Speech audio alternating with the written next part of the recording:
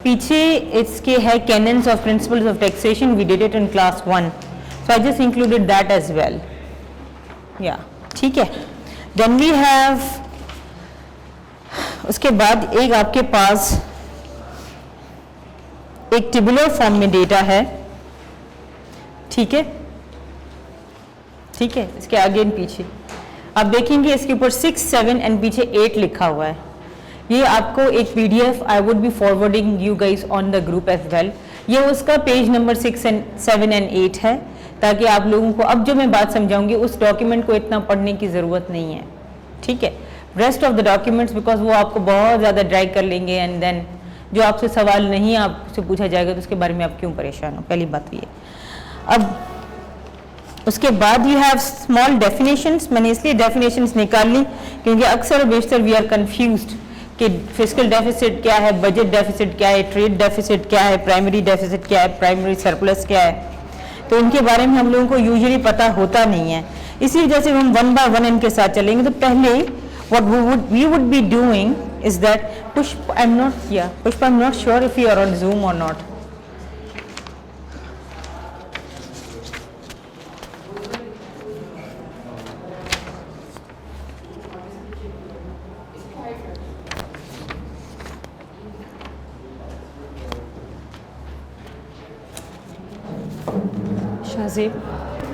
शाहजेब, हाँ, फैसल जो भी है उनको पीछे आप 3 अलग से पेज करके दे दें, ठीक है।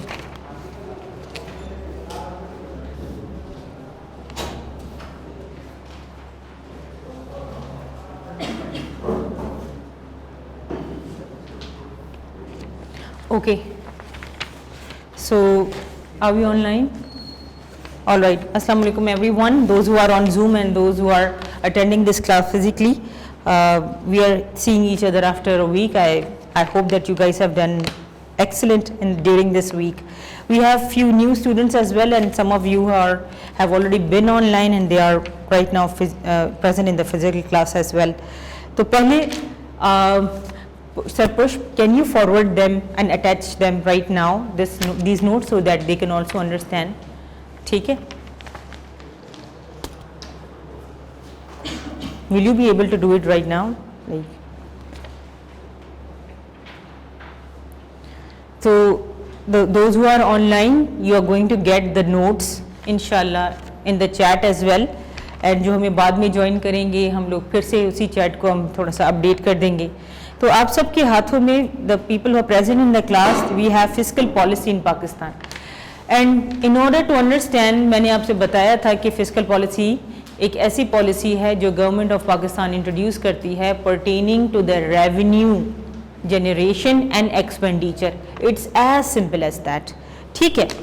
अब जब हम रेवेन्यू जनरेशन एंड एक्सपेंडिचर की बात करते हैं तो सबसे पहले हमारे जहन में ये आ जाता है कि what are the sources of revenue and what are the sources behind the expenditure. Expenses, definitely you know what expenses are, and then when we are spending them they become expenditures too. When you're going to have a look at the revenue receipts and simultaneously I'll be asking you guys कि आप budget के ऊपर भी jump करें, जो मैंने आपको दूसरा डॉक्यूमेंट दिया, पर वो मैं आपको बताऊं तब, नॉट राइट नाउ। जब आप देखेंगे रेवेन्यू रिसीट्स को, please come on to this page,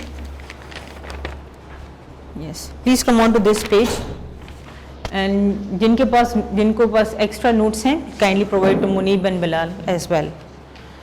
तो when you going to see on revenue receipts, you going to see कि net of provincial share, you going to see net of provincial share.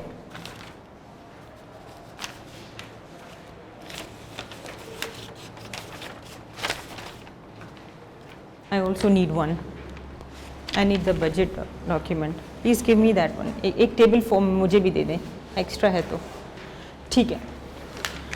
So when you're going to see कि भाई in revenue receipts net of provincial share, अभी आपने page number 6 के ऊपर आ जाना है। yes, okay, page number 6 के ऊपर शाहजेब, टैक्स रेवेन्यू FBR, फिर non tax revenue, total gross revenue receipt आपके पास, have a look it in your paper, 7,909 billion, ठीक है। उसमें से प्रोविंशियल शेयर आपने हटाना है। आपने प्रोविंशियल शेयर हटाया, प्रोविंशियल शेयर फिर कहाँ जाके क्लब होता है वो अलग बात है, ठीक है, वो अलग से हम देखेंगे। Provincial share will be separately done, उसके साथ एनएफसी हम डालेंगे और प्रोविंशियल रेवेन्यू अलग हो जाएगा। ये भी इसी डॉक्यूमेंट का पार्ट है and I will send you the PDF. लेकिन इतना इसके अंदर घुसने की जरूरत नहीं, क्योंकि आपसे ये पूछेंगे नहीं कि प्रोविंशियल शेयर में से कितना परसेंटेज XYZ हुआ, ये they will not ask, they are not interested in that. अब आपसे सवाल ये है कि ये पॉइंट ये है कि मैं आपको ये क्यों समझा रही हूँ, आपसे क्या पूछ सकते हैं। अगर आप लोग गौर करेंगे तो पेपर में किसी न किसी क्वार्टर को वो पिक करते हैं या किसी ईयर को पिक करते हैं। अगर आपका एग्जाम एक्सपेक्टेड है दिसंबर में, तो वो आपसे अगस्त का पूछ लेंगे, जुलाई के अंदर पूछ लेंगे। अगर वो फरवरी तक जा रहे हैं तो हो सकता है जुलाई का पिकअप करें, ये हो सकता है दिसंबर तक चले, हो सकता है सितंबर के क्वार्टर देखें। तो आपको सिर्फ और सिर्फ जब भी आपका एग्जाम शेड्यूल हो रहा है तो आपने पिछले क्वार्टर्स की फिगर्स को वेरीफाई करना है। अगर आपसे कहा जाता है, वैसे मेरा दिल कर रहा था कि मैं आपको 19-20 का बजट एंड उसकी प्रोविजंस के हवाले से कोई डॉक्यूमेंट दूं, लेकिन उससे ये प्रॉब्लम हो रहा था, that was kind of old information, that's why I brought the current 2021 वाला जो अभी बिल्कुल एंड हुआ है, ताकि हो सकता है 3-4 माह में जब आपका एग्जाम हो तो आपको पता चले कि एग्जैक्टली होता क्या है, ठीक है। तो आपने देखा कि टैक्स रेवेन्यू FBR का 5829 ऐड हुआ 2080 के साथ, तो यू गॉट 7,909 बिलियन, ठीक है राकेश। इसमें से आपने माइनस किया provincial share and as soon as you deducted the provincial share आपके पास नेट रेवेन्यू रिसिट्स आई, ठीक। अब इस नेट रेवेन्यू रिसिट्स में से आप देखेंगे कि नॉन बैंकिंग बोरोइंग भी हमने फिर उसके बाद अमाउंट रखा एंड नेट एक्सटर्नल एक्सपोर्ट्स भी, नेट एक्सटर्नल रिसिट भी रखा। उसके बाद हमने देखा कि एस्टिमेटेड प्रोविंशियल सरप्लस भी हमने इसके रखा, और फिर हमने देखा कि हमारे पास जितनी भी हमारे पास रिसोर्सेज हैं we try to club them. हमने नॉन बैंक बोरोइंग को भी रखा, नेट एक्सटर्नल रिसिट्स को भी रखा, एस्टिमेटेड प्रोविंशियल सरप्लस को भी रखा, बैंक बोरोइंग को भी रखा और प्राइवेटाइजेशन प्रोसीड्स को भी रखा। तो हमने देखा कि हम 8,487 बिलियन के ऊपर हमारी टोटल रिसिट्स क्यूमुलेटिव सारी सोर्सेज में से इतनी बन रही हैं। पर क्या हम ऐसे कैलकुलेट करेंगे कि किस तरह से क्या हमारी रेवेन्यू रिसिट्स हैं और एक्सपेंडिचर है? नहीं, ऐसे कैलकुलेट नहीं करेंगे। How would we know how much borrowing we need? How would we know how much proceeds we need from some other source? We will only know that when we know how much deficit we have. And how to know how much deficit we have? जब हम लोग अपने revenue को, हमारे पास जो tax revenue आ रहा है उसको उसमें से हम अपना टोटल एक्सपेंडिचर माइनस करेंगे। उसके बाद जो हमारे पास tax and non tax revenue दोनों क्लब करके उसमें से टोटल एक्सपेंडिचर माइनस करेंगे, तो जो अमाउंट डेफिसिट का बच रहा है उतने की हम बोरोइंग करेंगे, उतने ही रिसोर्सेज ऐड करने की कोशिश करेंगे। हम पूरी रिसोर्सेज को एट अ टाइम नहीं लेंगे, जितनी जरूरत पड़ेगी उतनी लेंगे, ठीक है। तो ये सिर्फ और सिर्फ आपको एक ग्लांस में कि क्या हमारी रिसोर्सेज हो सकती हैं, जस्ट फॉर अ ग्लांस। अगर आप इसके अंदर देखेंगे कि अगर आप एक्सपेंडिचर साइड पे आ जाएं तो आप इंटरेस्ट पेमेंट्स को देखिएगा 3,060 बिलियन, फिर पेंशन 480 बिलियन, ये बिलियंस में, मिलियंस में भी नहीं है, ठीक है। एंड इट्स इन रुपीज, ठीक। Grants and transfer to provinces and other subsidies जो कि आप प्रोविंसेस को दे रहे हैं, उनके लिए आसानियां पैदा कर रहे हैं। उसके बाद रनिंग ऑफ सिविल गवर्नमेंट के ऊपर कितने खर्चे हो रहे हैं, provision for contingencies and fund contingency, यानी कि आपके एहतियाती फंड्स जहां पे कभी कोई मुश्किल हो जाए आप वहां से उन फंड्स में से वो इस्तेमाल करते हैं। Yes Shazi, okay, I thought you are having some questions. Then we have provision for disaster and emergency, for example COVID, and then pensions for pay and pension, provision for pay and pensions. And उसके बाद अगर हम देखेंगे तो development expenditures के अंदर federal PSDB public sector development programs and net lending हम मजीद लैंड करते हैं, एंड वो लैंडिंग ऐसी होती है कि ये हमें वापस भी मिलेगी, ठीक है। तो पर this is also an expenditure for us, for the government, कि हम किसी को दे रहे हैं, ये हमने अपने रिसिप्ट्स में से माइनस के। That's just to give you a rough idea कि एग्जैक्टली एक्सपेंडिचर्स क्या कंप्राइज करते हैं एंड रिसिप्ट्स आपके पास क्या कंप्राइज करती हैं। अब नेक्स्ट में हम बात करते हैं। तो अगर आप यहाँ पे देखेंगे इस फिस्कल पॉलिसी, इन फिस्कल पॉलिसी के नोट्स को, तो you going to see When I say revenue receipts, I am talking about net of provincial share. And here, what was the net of provincial share? Can anyone tell me? What was net of provincial share in fiscal in the budget? Page number 6 पे net of provincial share कितना आ रहा है हमारे पास? It's 4497. ये आपका exactly. अब इसके भी हिस्से हैं, ठीक है. इसमें से टैक्स रेवेन्यू है. In taxes we have direct taxes such as income tax. Indirect taxes के अंदर आपको पता है कि एक्साइज ड्यूटी है, सेल्स है, कस्टम ड्यूटी है. फिर उसके बाद आपके पास direct tax comprise 70% of Pakistan total tax revenue. You already know that. उसके बाद नॉन टैक्स रेवेन्यू है जिसके अंदर सिविल एडमिनिस्ट्रेशन, हमारे पास जो अथॉरिटीज़ हैं वो जब फंक्शन करती हैं, जैसे पासपोर्ट ऑफिस हो गया, जैसे आपके पास कोई भी ऐसी गवर्नमेंट अथॉरिटी जो आपसे मिनिमल 50 रुपये 100 रुपये की फीस लेते हैं. दी या एग्जैक्टली ये लोग. जी जी Faisal, do you have extra copies या ख़त्म खलास? कुछ तो दें आप. ठीक है, अपना वो दीजिएगा. All right, so we will be sharing with you the notes young man. ठीक है, राइट. अब उसके बाद when you are going to see कि ठीक है, हमने नॉन टैक्स रेवेन्यू के अंदर ऐसे सिविल एडमिनिस्ट्रेशन अथॉरिटीज़ हैं जो कि मिनिमम अमाउंट चार्ज करती हैं, उनमें से रेवेन्यू प्लस सरचार्जेस. और सरचार्जेस यहाँ पे सिर्फ और सिर्फ natural gas and petroleum levy fall करता है इस कैटेगरी में. अब जब हम और मजीद आएंगे आपको घर के लिए भी, I ask you to visit few websites कि आप लोग यहाँ पर जब इनकम टैक्स की बात करते हैं, जब फेडरल बोर्ड ऑफ रेवेन्यू की बात करते हैं, तो ये बेसिक्स आपको पता होनी चाहिए कि हम लोग जब आप ऑफिस में बैठेंगे एंड आप अगर for example I work in the legal wing of withholding taxes. मैं बहुत सारे काम करती हूँ. One of them is external and internal audit of all. I work directly with the commissionerate in the withholding. हमारे under जो है 12 जो है फील्ड फॉर्मेशंस हैं, जिसके अंदर हैदराबाद भी आता है, बदीन भी आ जाता है, उसके अंदर ठट्टा आ जाता है, एंड बहुत सारे नवाबशाह आ जाता है, and so on and so, Mirpur Khas and so on and so, Jamshoro, बहुत सारी चीज़ें आ जाती हैं. तो जब 12 फील्ड फॉर्मेशंस हैं उसका आप एक्सटर्नल ऑडिट कर रहे हो. जब आप एक्सटर्नल ऑडिट करते हो तो आपके पास जो लेटर्स रिसीव होते हैं वो आप ऐसा नहीं कहते आप फलां का एक्सटर्नल ऑडिट करें. नहीं, एक्सटर्नल ऑडिट भी आप नहीं करेंगे. एक्सटर्नल ऑडिट के लिए आपको अकाउंटेंट जनरल पाकिस्तान से एक प्रॉपर ऑडिट पैराज आएंगे. वो ऑडिट पैरा आपने फील्ड फॉर्मेशन को देने हैं. फील्ड फॉर्मेशन उन ऑडिट पैराज के हिसाब से उन कंपनीज को शोकॉज इशू करेंगे. वो शोकॉज नोटिस का जवाब देंगे. जब वो शोकॉज नोटिस का जवाब देंगे तो उसके बाद आप लोग उनके साथ प्रोसीड करना स्टार्ट करेंगे. The letters we are receiving वो ये होती है receipts and expenditure for the year 2021 and 22. That's how they talk with us. कि you since are part of receipts and you since are part of expenditure, what is your performance with respect to external audit when we asked you for instance to work on these specific cases? And वो कोई एक specific case 30, 40, 45 हज़ार का नहीं होता. These cases are amounting into billions and million rupees. ठीक है, so this is what we receive, and once you are here in this class, I want you को आपको पता होना चाहिए कि भाई रेवेन्यू, हम रिसिट्स और एक्सपेंडिचर में मतलब क्या है इसका. आपसे बात क्या हो रही है, how much responsibility you have as government officials to collect that revenue.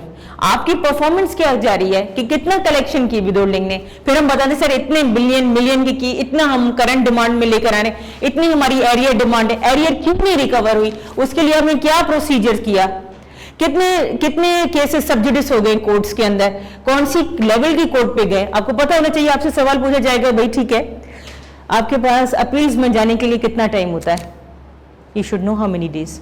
आपके पास अपील में अगर आप लोग हार गए हैं, और अपील में पहले कौन जाता है, अपील में पहले हमेशा टैक्स पेयर जाता है, क्योंकि हमारा जो कॉज़ा जुडिशियल रोल है as FBI income tax office, as federal board of revenue, हमारा काम यह है कि हम एज ए जुडिशरी भी काम कर रहे हैं. जो हमारे पास जो सिविल कोर्ट या हमारे पास जो डिस्ट्रिक्ट कोर्ट का जो फंक्शन है ये तो हम ऑलरेडी कर रहे हैं. जब हम किसी को शो कॉज करके ऑर्डर पास करते हैं तो ये समझे पहले इनिशियल कोर्ट्स का काम हम खुद करते हैं. As soon as हमने ऑर्डर पास किया, then they have a right to appeal. Where would they go first? They'll go to Commissioner Appeals. वहां से अगर हम जीत गए तो टैक्स पेयर कहां जाएगा? Appellate tribunal. एपेलेट ट्रिब्यूनल में अगर हम जीत गए यानी कि department one, then they'll go to high court. They'll file a reference in the high court. Even if we won over there, then they'll go to Supreme Court. Appellate tribunal तक आप लोग case के nitty gritties के ऊपर बात कर सकते हैं कि भाई हमें एविडेंस नहीं था, केस में ये मसला था, and so on and so fourth. The moment आपने ट्रिब्यूनल में केस आपका निकल के हाई कोर्ट में, क्या वहां पे आपसे विटनेस की कोई बात नहीं करेगा, डॉक्यूमेंटेशन की कोई बात नहीं करेंगे. हाई कोर्ट में सिर्फ ये देखा जाएगा कि इस टैक्स पेयर के हियरिंग के वक्त, इस टैक्स पेयर की इस प्रोसीडिंग के वक्त क्या कोई प्रोसीजरल लैप्स हुआ था ट्रिब्यूनल में या अपील्स, कमिश्नर अपील्स के पास, जिसको हम लोग देख सकें. This is what they check in high court and that's what they will check in the supreme court as well. और सुप्रीम कोर्ट तो आप अपील कर ही नहीं सकते ऐसे. So you have to file civil petition leave to appeal, यानी कि पहले आप इजाजत लेंगे कि क्या हमें इजाजत है अपील करने की. आप 2 महीने के बाद वो आपको मिलेगी इजाजत, और इजाजत नहीं मिली तो आप अपील भी नहीं कर सकते. उसके बाद जाके आप लोग अपील करेंगे. तो ये इतना सिस्टमैटिक प्रोसीजर है, आपको पता होना चाहिए एज इंशाल्लाह फ्यूचर इंस्पेक्टर्स कि what are we actually dealing with, इसके रेपरकशंस क्या है, इसके कौन कौन सी हमें चीज इतना कितने लेवल तक अफेक्ट कर सकती है.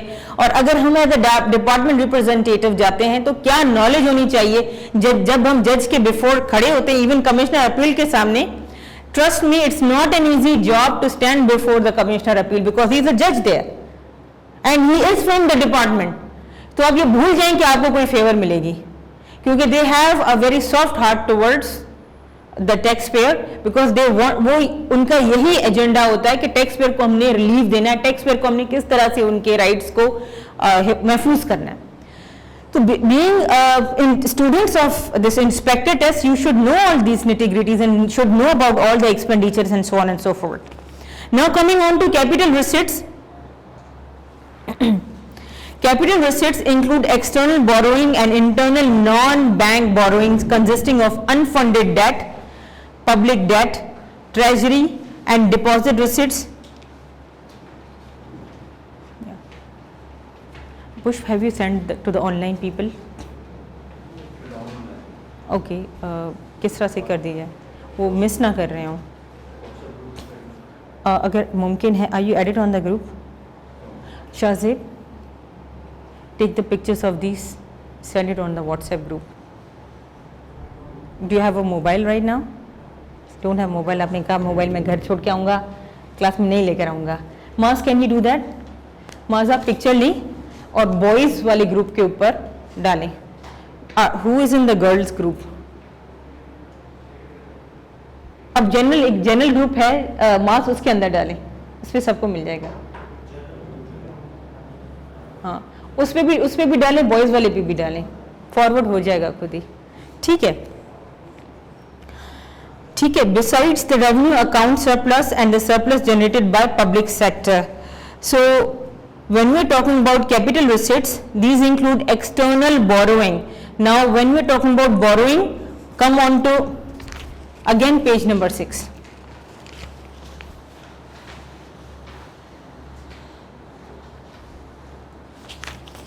Basically I want to show you the borrowings.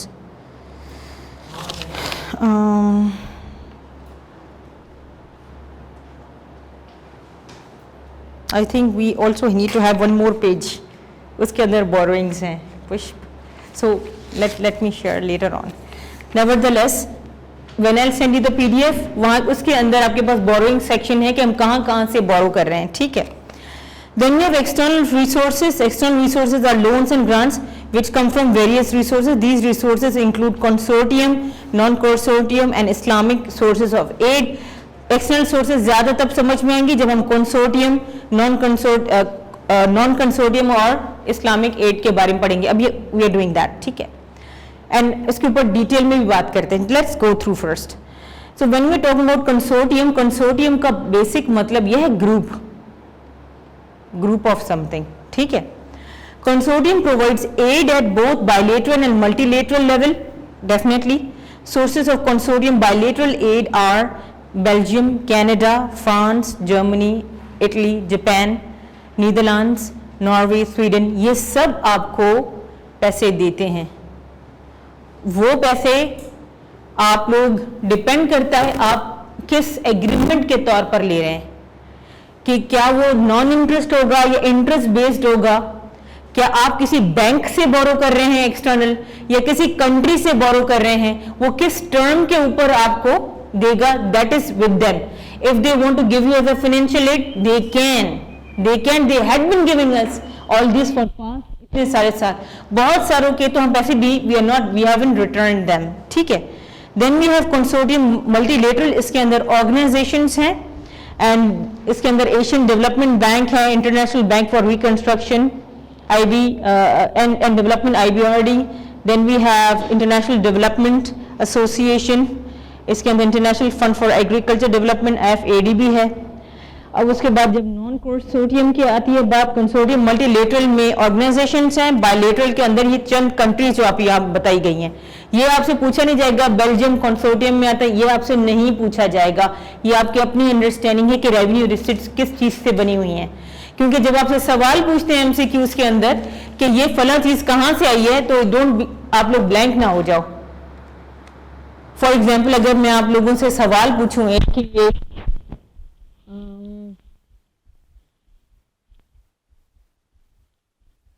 Current account deficit का और जो आपकी यहाँ पे हैं कंसोर्टियम के अंदर आपको जो पैसे मिल रहे हैं, आर दे रिलेटेड, क्या आपको जो ये रेवेन्यू रिसीव हो रहा है, क्या इसका इम्पैक्ट करंट अकाउंट डेफिसिट के ऊपर होगा? करंट अकाउंट के ऊपर, डेफिसिट की बात नहीं करें, करंट अकाउंट के ऊपर होगा। आपको जब करंट अकाउंट की मीनिंग पता चलेगी तो यू विल अंडरस्टैंड कि ये नेट एवरेज इनकम की बात कर रहा है। आपकी नेट एवरेज इनकम आपकी कंट्री के अंदर दी हुई एड के ऊपर डिपेंड करती है, क्योंकि वो एड आपकी इन्वेस्टमेंट करती है। इन्वेस्टमेंट में आपको जॉब मिलेगी, जॉब से आप जाके चीजें खरीदेंगे, एग्जैक्टली इंपोर्ट करेंगे, एक्सपोर्ट करेंगे, उसके बाद आपके घर में पैसे आएंगे। जब आपके घर में पैसे आएंगे आपका इंप्रूव होगा।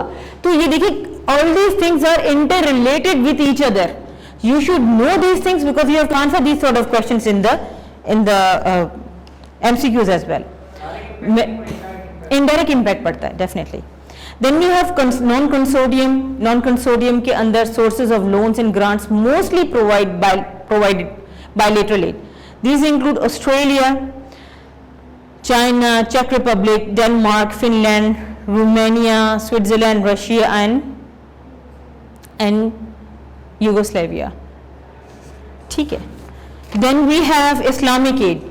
Bilateral aid from Islamic countries come from Saudi Arabia, Kuwait, and उसके बाद वो हमें लोन्स भी देते हैं, ग्रांट्स भी देते हैं, हम रिसीव भी कर लेते हैं, हम प्रोजेक्ट भी के फॉर्म में भी लेते हैं, हम नॉन प्रोजेक्ट के फॉर्म में भी लेते हैं, हम पर्टिकुलर पर्सनैलिटीज़ को फंड करने के लिए भी लेते हैं, हम पर्टिकुलरली हम लोग किसी अहम प्रोजेक्ट के ऊपर भी लेते हैं। हमने कोविड में भी बहुत एड हमने ली है, and so on and so forth. Then we have ये self financing by autonomous bodies. ये इतना बड़ा चंक नहीं है रेवेन्यू जनरेशन का, लेकिन फिर भी थोड़ा बहुत है, ठीक है। This is actually the surplus left after meeting all the expenses of these bodies. This surplus is available to government for revenue and development expenditures. मिसाल के तौर पे we were I was having a chit chat with somebody in my university 2 years बैक, and we were discussing कि अगर मिसाल के तौर पे एक ऑर्गेनाइजेशन है जिसको एक बजट मिला है, and we were talking about one real incident that happened in America, and there was this Navy SEAL who further became an admiral and so on and so forth. तो that admiral को जब वो charge मिला, उनकी जो ships होती हैं and so on and so forth, I don't know exactly their names. So he was given a particular budget for that. तो what he did was that कि उसने उस बजट को ना सिर्फ इस्तेमाल किया बल्कि उस बजट में से कुछ अमाउंट जो था उसने इस तरह से उसका यूटिलाइजेशन की कि they started earning revenue from that. हालांकि उनका सोल पर्पस रेवेन्यू जनरेशन नहीं था, लेकिन they started earning revenues from that. Similarly Pakistan के अंदर कुछ ऐसी ऑर्गेनाइजेशन जो कि गवर्नमेंट या सेमी गवर्नमेंट ऑर्गेनाइजेशन है, जिस तरह हमारे पास नादरा है, ये सेमी गवर्नमेंट ऑर्गेनाइजेशन है, it's not completely government organization. ये अपने खर्चे बेयर करने के बाद जो अमाउंट बचता है वो भी आपको दे सकती हैं, और पर्टिकुलरली इसके अंदर 90% ऑटोनॉमस बॉडीज आती हैं जो शेयर करना चाहती हैं गवर्नमेंट की तरफ अपने रेवेन्यू। लेकिन मैं इसके ऊपर आपको 2-3 बिल्कुल रियल लाइफ एग्जांपल्स बताऊंगी। I think I need to recall them, I think I will be telling you, most probably हो सकता है कि ताहिर की क्लास में मुझे याद आ जाए, ठीक है। So now coming on to government expenditure, we have current expenditure and development expenditure, दो main component हैं, and the first component comprise mainly debt servicing। जिस तरह से मैंने आपको यहाँ पे अभी a while ago बताया कि there is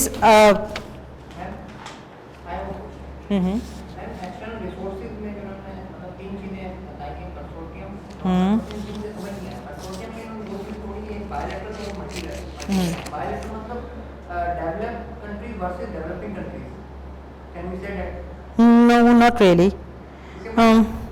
Belgium, Canada, France, Germany, Italy, Japan, Netherlands, they all are, according to my knowledge, are developed. Exact, they are. And developing countries are not able to give a loan to underdeveloped countries. No, who said that?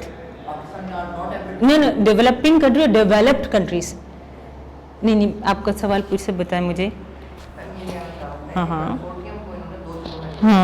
Bilateral है और multilateral है। तो मुझे यहाँ पे ना consortium समझ आया ना नॉन कंसोर्टियम समझ आया, और बायलैटरल को मैंने इस तरह समझा कि developing countries versus developed country, मतलब डेवलप्ड कंट्री लोन देती है डेवलपिंग को, under developing.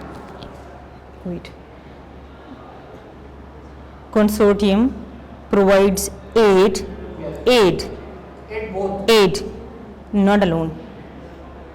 Aid at both bilateral and multilateral level. Bilateral, hereby we understand countries. ठीक है, multilateral, hereby we will understand organizations. ठीक है, then we have non-consortium sources of loans, not aid, loans. ठीक है, and grants, लेकिन grant तो हमारी अपनी मर्जी है कि हम दे रहे हैं, इट्स टोटली अपॉन अस, ठीक है। Mostly provide bilateral aid. अब आपका जो पॉइंट है इस एंगल से सही है कि देखिए जापान, नीदरलैंड, ये डेवलप्ड कंट्रीज हैं, इनको लोन देने की लोन वापस लेने की भी जरूरत नहीं है। एक्चुअली में may be you want to say this point कि लोन देंगे Netherland, Japan, Italy, Germany, loan नहीं, मतलब ये ग्रांट देंगे आपको, ये फाइनेंशियल एड देंगे। दे विल नॉट वांट कि भाई हमें लोन वापस करो, they are, it's not IMF, ठीक है। हाँ एग्जैक्टली।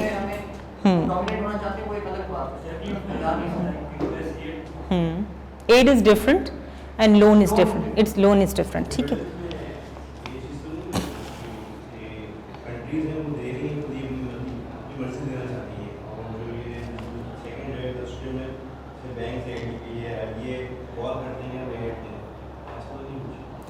बेसिकली अगर हम लोग जब आप इंटरनेशनल मॉनेटरी फंड के बारे में थोड़ा बहुत सुना है, पहली मरतबा के सुन रहे हैं, तो I would like to tell you, आपने IMF का नाम सुना है, और IMF के हवाले से हमारे पास बड़ी नेगेटिव थिंकिंग है कि IMF इस तरह से करता है, हमें सारी पॉलिसीज़ अपनी मनवाता है, and so on and so fourth.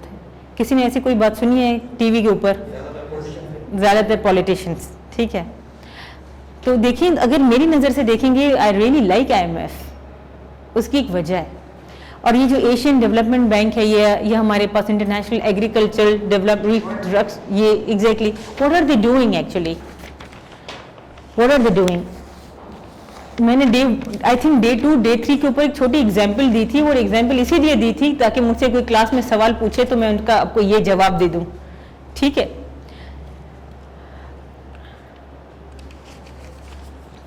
Do we have time? I think what's the time right now, क्योंकि लंबी बात होगी पर कॉन्सेप्ट बड़े अच्छे हो जाएंगे, ठीक है। What's the time um? We have good time, ठीक है। किसी के पास कोई नोट है, कोई पैसे का नोट, 100 रुपीज़, 50 रुपये, 10 रुपये भी चलेंगे, हैं? हाँ, थैंक यू, हैं? निकालें। हाँ, इसके ऊपर पढ़ें क्या लिखा हुआ है, अपने पास ही पढ़ें। हाँ, हाँ, हामिल हाजा को मुतालबे पर अदा करेगा कौन? किस चीज के अगेंस्ट आप ये देंगे? किसके अगेंस्ट क्या देंगे? हाँ। अब एक काम करते हैं, लेट्स गो 70 years बैक, जब आप पैदा भी नहीं हुए थे, अम्मी अबू भी आपके पैदा नहीं हुए थे, ठीक है। लेट्स गो 70, 89, 100 years, चलो पीछे चलते हैं। 100 years तो होनी चाहिए, ठीक है। और जब हम 100 years पीछे जाते हैं तो यू विल अंडरस्टैंड कि मैं एक बहुत गरीब कंट्री हूँ और शाहजेब बिल्कुल अमेरिका है, ठीक है। मैंने अमेरिका से कहा कि भाई मैं आपसे चीज़ें ले रही हूँ और मैं आपको ना 2 साल के बाद पैसे दे दूँगी, ठीक है। 1930 के बाद की बात करते हैं, उससे 1920 की बात करते, they were really having fun at that time. 1920 में तो they were having good fun, 21 onwards मसले हुए थे, that was yeah I did tell about that, did you listen to my? हाँ ठीक है, आपने क्लासेस बहुत अच्छी अटेंड की है। I talked about great depression eight that time of 1920s। सो अब क्या हुआ कि मैंने Shahzeb is earning very well, he is a very good country. मैंने उनसे पैसे लिए, उनसे मैंने चीज़ें ली एंड उनके अगेंस्ट मैंने इनको कहा कि मैं आपको 2 साल के बाद पैसे दे दूंगी, और मैं पैसे नहीं दे पाई, तो उनको मुझसे क्या ले लेना चाहिए?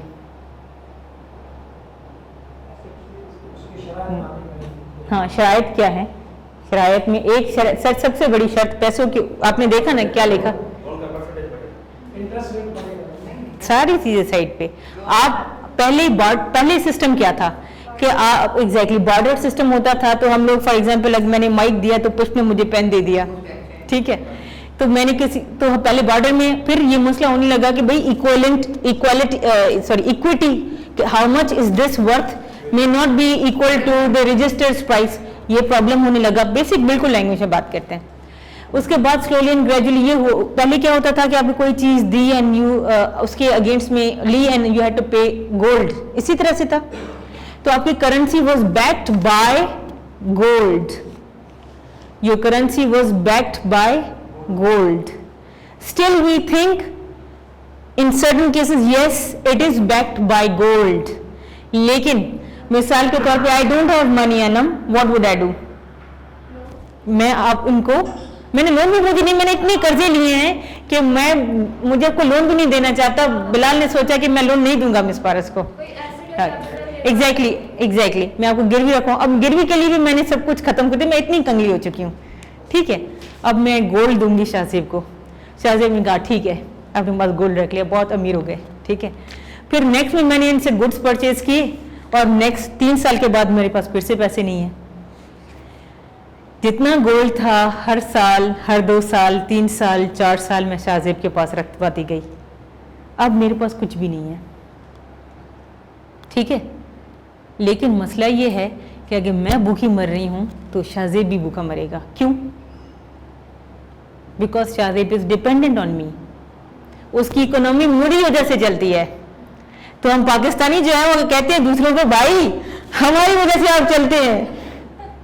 अब हमें चलाने के लिए शाहजेब क्या करेगा? शाहजेब परेशान हो गया, वो बोलेगा नहीं अब एक और मजे की बात होने लगी। This is if I tell you, start telling you, that's a huge economic thing to follow, लेकिन दैट्स ट्रूथ। अब ये सारी बातें I have been, this is taught to me by ex governor State Bank, that's why I know, ठीक है। So I was in Ishrat Hussain's class and he was teaching that, and I was in Salim Raza is the best governor student I've ever met. So I've been taught by 3 Shamshad Akhtar as well in IBA. And these are, इनके मुंह की बातें मैं अभी आपको यही बता रही हूँ। अब क्या हुआ कि गोल्ड जो था सारा तो मैंने शाहजेब को दे दिया, अब मेरे पास कुछ भी नहीं, मैं कंगाल हो चुकी हूँ, खत्म हो गई। उसके बीच में शाहजेब ने सोचा कि यार क्या किया जाए कि मिस पारस को पैसे दें कि वो हमसे चीजें ले। फिर उन्होंने खवातीन का IMF बना लिया, ठीक है। उन्होंने कहा भाई हम एक ऐसा इंटरनेशनल मॉनेटरी फंड इंट्रोड्यूस करते हैं जिसमें बड़ी बड़ी डेवलपिंग कंट्रीज जो इसमें हैं मौजूद, आप वो पैसे डालेंगे, एक पूल ऑफ फंड्स बनाएंगे। उन्होंने पूल ऑफ फंड्स क्रिएट किया डेवलपिंग कंट्रीज लाइक अस, ताकि वो हमें लोन दे सकें, फिर उस लोन को ट्रेंच 1 के नाम से पे करवा सके। अगर लोन हमने कहा भाई हमें 30 बिलियन का लोन चाहिए, तो वो असेसमेंट करेंगे कि वाकई मिस फारस को 30 बिलियन का लोन की जरूरत है नहीं है।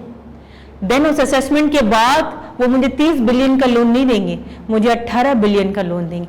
18 बिलियन के अंदर भी डायरेक्ट 18 बिलियन नहीं देंगे, उनको 3 पार्ट्स में 6 बिलियन में देंगे। 6 बिलियन रिलीज करके उसके बाद मुझे पॉलिसी इंप्लीमेंट करवाएंगे 3 साल तक, so that I can pay their 6 billion. तो ट्रेंच 1 में रिलीज करेंगे 6 बिलियन, उसके बाद वो मुझे एक पॉलिसी बनाकर देंगे, पॉलिसी ए, जो कि फिस्कल पॉलिसी हमारी भी होती है, मॉनेटरी पॉलिसी भी होती है। पॉलिसी ए के अंदर मॉनेटरी पॉलिसी और फिस्कल पॉलिसी दोनों हो गई, वो हमसे इंप्लीमेंट करवाना शुरू करेगी। अब हम क्या करेंगे, पाकिस्तानी गरीब आदमी, पैसे तो है नहीं, फिर हम लोग IMF के का लेकर इनको बोलेंगे IMF कह रहे, हम नहीं कह रहे। You'll start hating IMF because IMF ने पॉलिसी रखी है कि आप कॉन्ट्रैक्शनरी पॉलिसी ले करें और टैक्स रेट बढ़ाएं, टैक्स रेट बढ़ाएं। और जब आपका टैक्स रेट बढ़ने लगेगा तो एक और मसला होगा, to some extent very true. अब मसला ये हो रहा है कि आपका टैक्स रेवेन्यू तो वही ठीक है इधर, ये वैसे मेरा टॉपिक था पढ़ाने के लिए, और ये आपका टैक्स रेट है, ठीक है। अब हुआ क्या, हमने टैक्स रेट बढ़ाया, रेवेन्यू बढ़ा, टैक्स रेट बढ़ाया, रेवेन्यू बढ़ा। अब यहां तक बढ़ाते गए, रेवेन्यू बढ़ता गया, यहां पर आकर रुक गए। क्यों? क्योंकि अगर मजीद टैक्स रेट बढ़ाया तो मेरी कमर टूट जाएगी, आवाम पे नहीं कर सकेगी, वो जॉब छोड़ देगी, वो तंग आ जाएगी। True, excellent. और आप लोगों ने मार्जिनल, आपने यूटिलिटी पढ़ के, क्या है वो बताएं शादी? सेटिस्फिकेशन एक कॉन्सेप्ट है इकोनॉमिक्स के अंदर कि भाई मार्जिनल यूटिलिटी, मैं एक मरतबा पेप्सी दूंगी अनम को, एक पेप्सी पी लेंगी वो, लेकिन अगर बार बार 6 पेप्सी दूंगी, शी विल से भाई I can't, that's my total, एक मेरी कैपेसिटी इतनी है, मेरे पास नहीं है पैसे, मैंने जॉब ही नहीं करनी कि आप मुझसे टैक्स लो। फिर वो ब्लैक में डॉक्यूमेंट, ब्लैक में मार्केट करने लगेंगे। हमारे पास ब्लैक इकोनॉमी क्यों है? These are the core reasons behind that. अब हुआ ये कि इस इवेंट के बाद अगर हमने ज्यादा टैक्स रेट बढ़ाया तो आपका टैक्स रेवेन्यू कम होता जाएगा, डिक्लाइन हो जाएगा। इसी वजह से यहां पर आकर स्टेबलाइजर्स रखे जाते हैं ताकि ठीक है, ओके दिस मच, इससे ज्यादा नहीं जाएंगे, इससे ज्यादा जाएंगे they will not be able to pay, so no, they will again change their policy into expansionary policy. So it will, they'll keep on changing their policy कि जब हमारे पास ज्यादा पैसे होंगे वो टैक्स बढ़ा देंगे, जब हमसे पैसे वापस लेने उन्होंने तो टैक्स ज्यादा इंक्रीज कर देंगे। एग्जैक्टली जी। तो आपने देखा होगा कि कंपनी टैक्स जो था बहुत हाई था। इन 2000 बहुत ज्यादा पुरानी नहीं हूँ, लेकिन फिर भी 2011 में जिंदा थी बिल्कुल। उसके अंदर आई रिमेम्बर, तो our teacher was teaching, I had actually done UK tax, तो आई वाज लाइक अच्छा यूके टैक्स में रेट बहुत ज्यादा, आपकी इवन कार्बन डाइऑक्साइड इमिशन के ऊपर भी आपकी गाड़ी की इस तरह से टैक्स कैलकुलेशन होती है। Exactly. And I was like when I studied the Pakistani tax system, I had no idea कि मैं पहले, मुझे पता होता मैं इधर आऊंगी तो मैं पाकिस्तानी टैक्स पढ़ लेती, लेकिन when I studied Pakistani system, I was thinking even ACCA people in their headquarters, they said Pakistani tax system is one of the most difficult taxation systems in the world. In the world, ठीक है, one of the most, 3-4 जो difficult है उसमें से हमारा system है। सबसे बड़ी रीजन क्या है? टेक्नोलॉजी के साथ हम लोग इतने जुड़े हुए नहीं है। दूसरी, हमारे पास ब्लैक इकोनॉमी बहुत ज्यादा, अनडॉक्यूमेंटेड चल रहे होते हैं। अब यहां पर आकर हम लोगों ने रुकना होता है, पॉलिसी मेकर्स ने, वो देखते हैं यहां आए, अब देर शिफ्ट द पॉलिसी अगेन, ठीक है। दिस इज द पॉइंट, इससे ज्यादा वो हमें नहीं निचोड़ेंगे।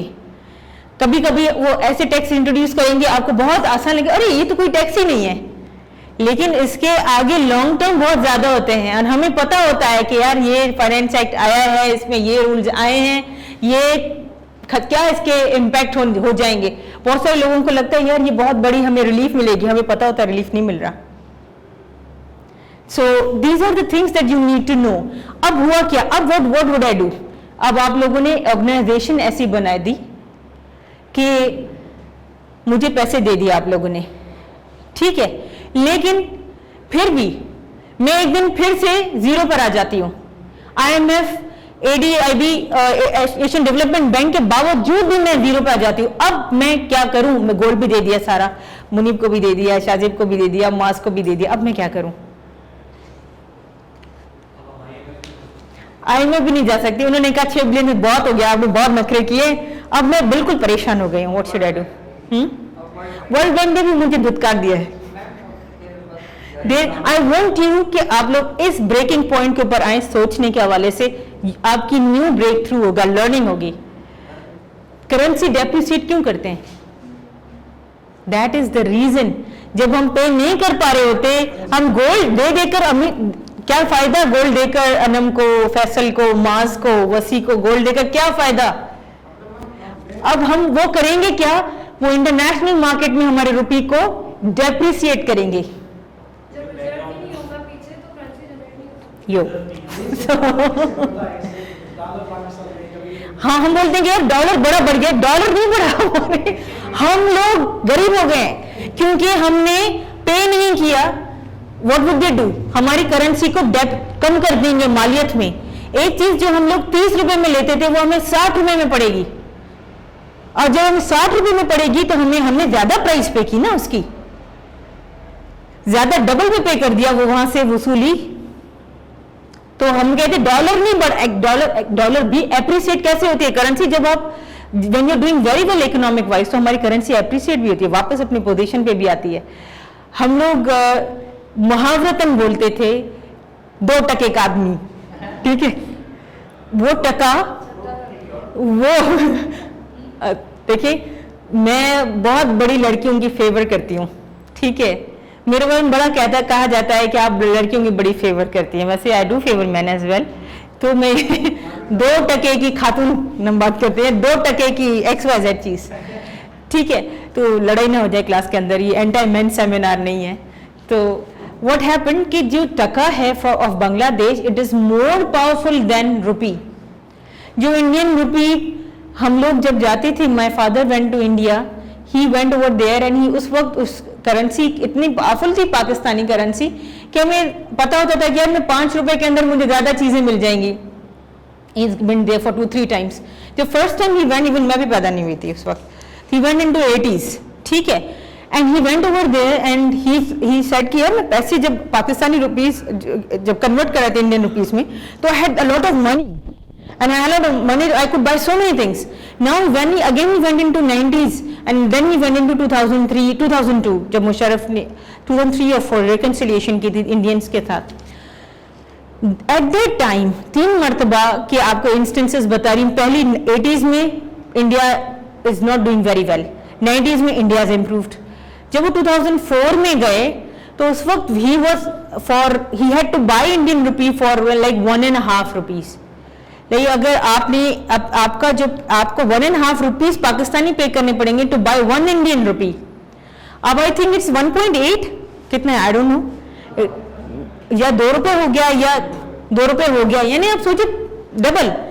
और एक ऐसा वक्त था कि जब आप लोग बैंकॉक जाते थे, थाईलैंड जाते थे, तो आपको 3 रुपए आपसे like you had to have 3 rupees to buy 1 Thai baht. अब they are like very expensive, ठीक है। उसी तरह से रिंगिट की बात करें, जो मलेशियन रिंगिट, तो पहले जब मुझे 10 years ago तो बहुत ही कम थी प्राइस, लेकिन अभी अगर रिंगिट की बात करें तो हम बहुत पैसे भी नहीं पड़ते रिंगिट को बाय करने के लिए, क्योंकि हमारी करेंसी डेप्रिसिएट हो गई। अब जो पॉइंट मैं आपको यहाँ बताना चाहती हूँ, and it's very important to know, कि आपकी जो करेंसी है, अगर आप नहीं पे कर सकते, आपकी लायबिलिटीज ज्यादा हैं, तो they are going to depreciate your currency in the international market against the basket of currencies. और आपके पास 6-7 इंटरनेशनल करेंसीज चल रही होती हैं। Somebody called me and she said के, she's my friend, she said के what should I buy? I have a lot of money and मैं समझ नहीं आ रहा, मैं मेरी कौन पाकिस्तानी रुपीस में करूंगी तो यार वो डिवैल्यू हो जाएगा, तुम पता है, what should I do? I said buy dollars, ठीक है, buy dollars और buy a currency जिसके अगेन जो कि आपकी एटलीस्ट स्टेबल रहेगी, फ्लक्चुएट नहीं होगी, ठीक है, उसकी मालियत कम नहीं होगी, ठीक है। अब जी एग्जैक्टली डिपेंड्स ऑन व्हाट आप कहीं पे भी डॉलर लेकर जाएंगे आपके उसके अगेंस्ट, तो when ever you going out you should just have dollars, it's okay. और वहां पे जाके वेस्टर्न यूनियन जो भी इनका सिस्टम है करेंसी एक्सचेंज, वहां पे आप डॉलर से एक्सचेंज करें, that's much better than taking carrying that particular country's currency. I always take dollars when I am going out, I purchase from here these markets. I don't have dollars at my home. Income tax में कम करती तो you should have dollars and a lot of money at home. I'm just kidding.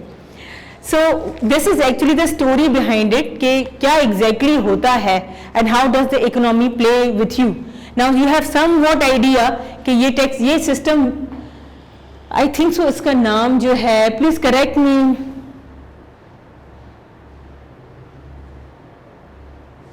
I think this is exactly the name. Yeah, this is taught. तो इसमें ये होता है, this was supposed to be part of the discussion as well. अच्छा हुआ कि आप लोगों ने पूछा तो मैंने आपको बताया कि there is a particular point तक जहाँ पे आपके taxation के rate को लेकर जाएंगे, उससे ज़्यादा वो नहीं लेकर जाएंगे because you can't pay. Now let's come on to again. So we were at the expenditure side. Is that so? Yes.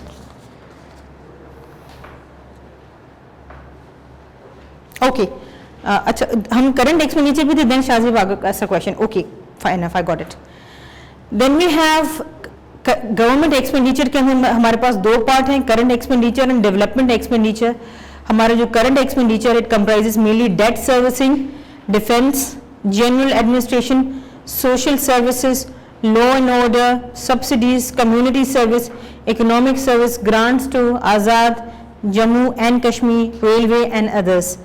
अब यहाँ पे आप डेट सर्विसिंग को अंडरलाइन करें, डेट सर्विसिंग को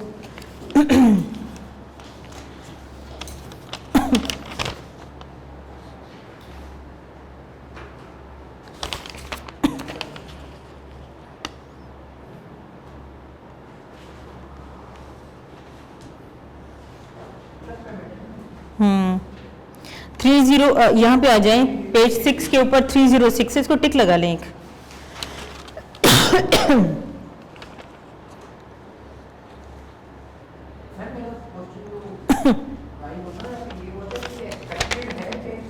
क्या? यस, फिर उसके बाद हाँ जी जी जी जी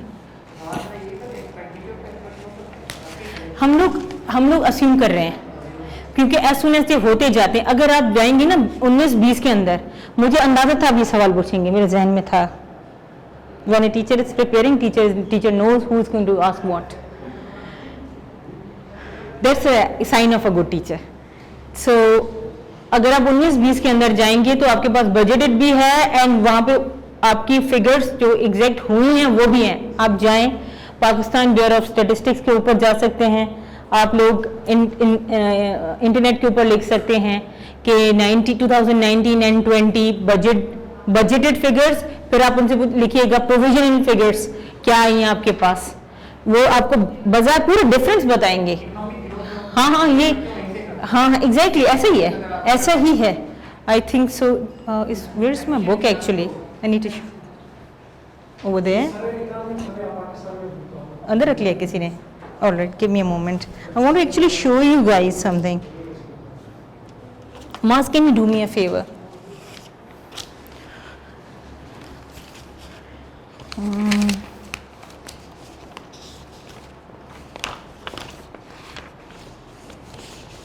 एक यार जी बताइए। हाँ ये बड़ी इंटरेस्टिंग चीज़ है क्योंकि when I started studying that I realized कि I don't know anything after studying this actually. Can you do me a favor? इसकी पिक्चर निकालें आप, इसकी एंड इसकी भी, दोनों आप ग्रुप पे सेंड करें, ठीक है? और बॉयज़ वाले पे भी सेंड कीजिएगा।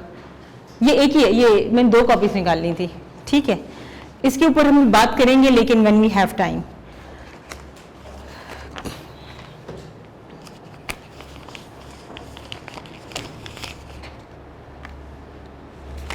All right. Yeah thank you. Alright, now let's talk about yeah debt servicing. तो आपने नोट किया कौन सी फिगर है in on page number 6? Yes, on page number 6 कौन सी फिगर है ये? Can you tell me the numerics of that figure? 3060। ठीक है, जब डेफिनेशंस के ऊपर बात करेंगे तो ये फिगर मैं आपको बताऊंगी कहाँ पे हो रही है। ठीक है, नहीं नहीं नहीं नहीं नहीं, आपको मीनिंग पता हो, आप एग्जाम जब आपका आ रहा हो तो आप लोग Pakistan bureau of statistics, finance division Pakistan की इकोनॉमिक सर्वे, उसके अलावा आप लोग जी हाँ जी जी फाइनेंस डिवीजन सब मिल जाएगा आपको। You going to review that actually at that time. ये अगर आप सामने नोट लिखेंगे तो आपको पता होगा trade deficit for this quarter is this, for this fiscal year is this, that's it, nothing else. और कुछ नहीं याद कीजिएगा, बहुत फिगर्स आपको कंफ्यूज करेंगी। ठीक है, हाँ ये तो आपको सिर्फ और सिर्फ पढ़ाने के लिए कि exactly how are you going to read. ठीक है, ठीक है, अब हम आते हैं डेवलपमेंट एक्सपेंडिचर की तरफ। Then we have public sector development programme is another name given to government development expenditure. The priority areas are transport and communication, power and water. These sectors combine over about 50% of total allocation of PSDB. ये percentage याद करने की है क्योंकि ये fixed है, almost more or less 50%. ठीक है, the share of current expenditure is always has always remained substantial. Please ignore the typing mistakes. It's constituted 70 to 80% of total government expenditure. Non-development expenditure is generally regarded as being excessive and therefore subjected to persistent public criticism. ये छोटी मोटी बातें आप इसको easily देख सकते हैं। There is nothing that you can feel कि यार इसमें ज़्यादा हमें घुसने की ज़रूरत है, just to give you some knowledge. अगर उसके बाद आप current expenditure of federal government के 6 मेन हेड्स इसकी तरफ आए, defence, debt servicing, subsidies and grants, general administrative social services and 6 others. ठीक है, इसको भी एक मर्तबा आप देखें, ये आपको इस टेबल के अंदर जरूर नजर आएंगी and you can see that on yes, page number 6, you can see that on page number 6, and as you can see, interest payment, debt servicing, defense services, grants and transfer to provinces and other subsidies, ये 6 main heads की बात करें हम। running civil government, provision for contingencies and fund, provision for disaster, provision for pay and pensions, ये 6 main heads जो हैं आपके more or less इसके ऊपर focus होता है, तो उसको आप टिक लगाएं। ठीक है, अब What time is it right now? 6? पूरे 6 मैं 5 मिनट एक्स्ट्रा ले लेती हूँ। I need a definition वाला पेपर, आप दोनों शेयर कर लो। All right, ज़्यादा मैं बात नहीं कर सकूँगी लेकिन छोटी मोटी बातें आप लोगों को बताना चाहती हूँ। जो आपका टोटल बजट डेफिसिट है उसके 3 हिस्से हैं। ठीक है, टिक लगाएं, revenue deficit, fiscal deficit and primary deficit.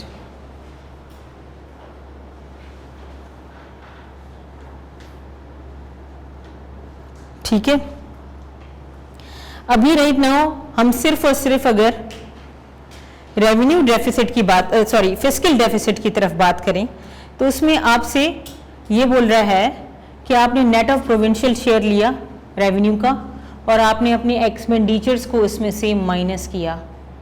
उस एक्सपेंडिचर में से आपने बोरोइंग जो आप करेंगे वो आपने हटा दी। सुनिएगा, बोरोइंग हटाएंगे आप। हाँ, हमने पहले क्या बात की थी कि आपने पेज नंबर 6 के ऊपर देखा कि भाई रिसोर्सेज भी इतनी ही हैं जितनी हमारे पास एक्सपेंडिचर है, तो मैम ये डेफिसिट कहाँ से आएगा? तो बेसिकली क्या हो रहा है, अगर आप पेज 6 के ऊपर देखें,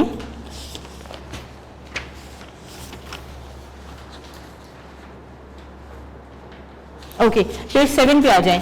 ये इंपॉर्टेंट बात है इसलिए करना चाह रही हूं। ठीक है, पेज 7 पे आप देखेंगे 4497 पिकअप किए उन्होंने फिगर, और वो क्या है? Federal revenue net.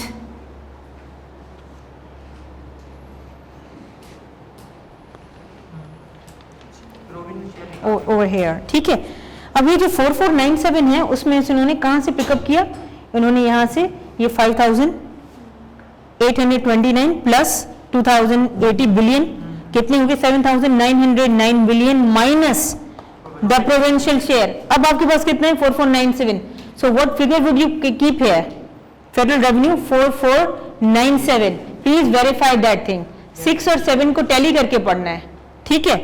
अब उसके बाद आपके पास total federal expenditure 8487 on which page number, page number 6 को के ऊपर एक्सपेंडिचर कितना आ रहा है यहाँ पे 8487 आपने उठाया, ये उन्होंने इसमें से माइनस किया, ये उन्होंने उनको ब्रेकअप भी करके बताया कि 8487 कहां से आया, वो यहाँ पे पेज नंबर 6 से ही उन्होंने पिकअप किया है। अब आपके पास फेडरल डेफिसिट आ गया 3990 बिलियन। अब इसको आप कुछ तरीकों के साथ कंप्लीट कर सकते हैं। अब आप बोरोइंग फाइनेंसिंग करना शुरू करेंगे। अब आप कौन सी फाइनेंसिंग कर रहे हैं, आप मल्टीलेटरल बायलेटरल सोर्सेस यूज करें कंसोर्टियम की, और नॉन कंसोर्टियम लोन्स ले रहे हैं, ठीक है।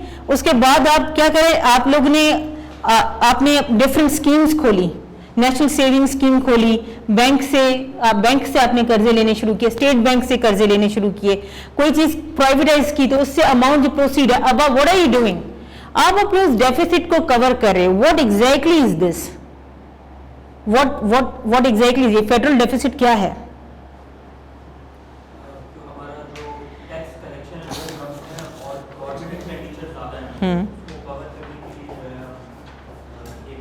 अब फिस्कल डेफिसिट की डेफिनेशन के ऊपर है, कम ऑन टू दैट। ये जो आपका फेडरल डेफिसिट आ रहा है, this is exactly your fiscal deficit, इसको आप मार्क करें फिस्कल डेफिसिट। अब एक और मजे की बात आपको मैं बताऊंगी, ये कर लें आप,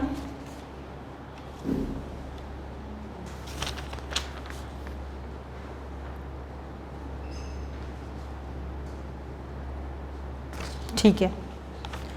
अब आप लोगों ने ये अमाउंट देखा, what's the amount, what was the amount of federal 3990, that's your fiscal deficit, agreed, right. अब इसमें से आप लोग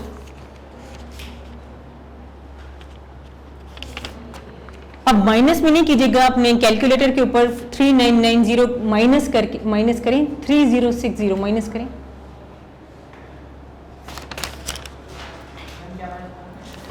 थ्री 3990 में से आप 3060 माइनस करें, हाउ मच इज दैट?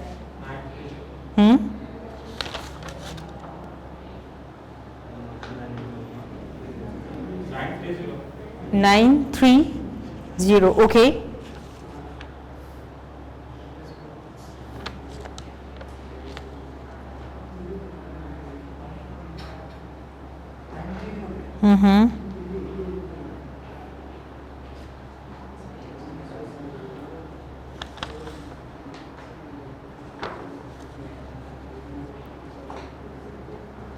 अब आप 930 में से 570 माइनस करें, 70, 930 था ना, माइनस करें हाउ मच, 360 कहीं आ रहा है बजट 2021 के अंदर,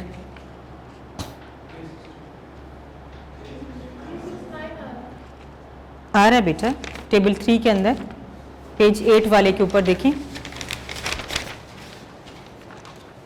यहाँ पे 360 आ रहा है कहीं मेरा। आपका जो प्राइमरी डेफिसिट है, समझिएगा इस बात को, आपका प्राइमरी डेफिसिट क्या है, जब आपका टोटल डेफिसिट आया, आपने उसमें से डेट सर्विसिंग निकाली, डेट सर्विसिंग, तो आपके पास 930 बिलियन का डेफिसिट था, राइट, 930 बिलियन का डेफिसिट, यानी आपका जो 3060 था वो deficit was because of the interest payment, यानी कि आपके अपने खर्चे इतने नहीं है जितने आपके ऊपर इंटरेस्ट पेमेंट है, और ये इंटरेस्ट पेमेंट प्रीवियस बोरोइंग की है। सुनिएगा बार बात, मैं प्रोविंशियल सरप्लस क्यों ऐड करवा रही हूं, दैट्स अनदर थिंग।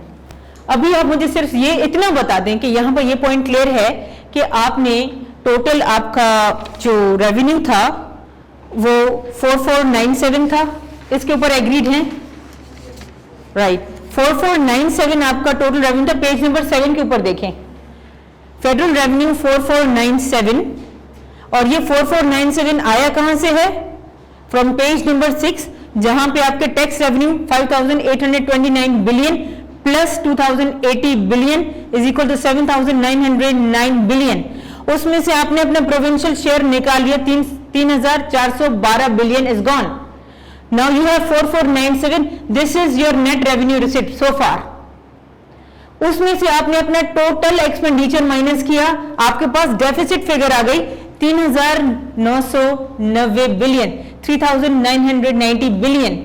ये 3990 बिलियन जो डेफिसिट है, जो आपके पास पैसे नहीं है, उसका major chunk is actually the interest payment जो आपको दूसरी कंट्रीज को वापस करनी है या आपको अपने मुल्क के अंदर देनी है, ठीक है। तो ये जो इंटरेस्ट पेमेंट है, अगर मैं 3990 बिलियन में से 3060 बिलियन हटाती हूं तो 930 बिलियन का बेसिक प्राइमरी डेफिसिट है हमारे पास, minus 930 is exactly this figure is actually our expense, this is the deficit for us। लेकिन उसमें हम प्रोविंशियल सरप्लस में हमें हमारे सूबों ने पैसे वापस किए हैं या कोई चीज अर्न करके दी है, उन्होंने अभी हमें पैसे वापस किए। पेज नंबर 8 के ऊपर आए, ठीक है, ये माइनस में है ये फिगर। उन्होंने हमें पैसे दिए हैं, हमारे सूबों ने हमें कुछ कमा कर दिया है, ठीक है। अब हमारे पास क्या फिगर आएगी? अब हमारे पास ये डेफिसिट वाली फिगर कहां गई? 930 से 360 हो गई। You will find the 360 on page number 8। This is your primary deficit, this is ये डेफिसिट। आपको अब क्लियर हो जाएगा कि भाई 3060 बिलियन का हमारे ऊपर इंटरेस्ट पेमेंट है। हमारा जो मेन डेफिसिट 3990 बिलियन में से इतना बड़ा चंक तो हम लोग इंटरेस्ट पेमेंट करते हैं, तो हमारा अपना डेफिसिट इतना नहीं है जितना हमें इंटरेस्ट पेमेंट की वजह से पे करना पड़ता है।